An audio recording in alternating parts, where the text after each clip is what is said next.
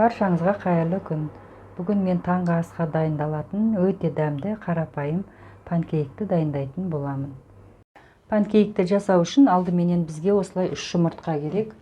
Оған қант қосамыз. Қантты әбден араластырып ертіп аламыз.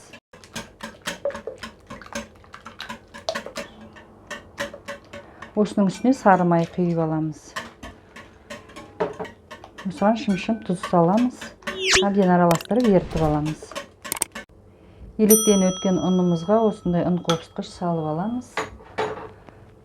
Енді ұнымызды салып әбден араластырып аламыз.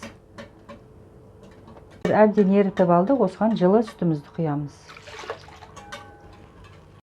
Бізде осындай панкейктің қамыры дайын болды. Енді қызып тұрған тапаға сала берсек болады. Қызып тұрған тапамызға енді осылай панкейкті құйып шығамыз. Астындағы отты өте баяу қоямыз. Жай отта тұру керек. Енді панкейкіміз осылай тесік-тесік болғаны уже көтеріліп, мына беті дайын болды деген сөз. Енді осыны мына бетін ауыстырамыз.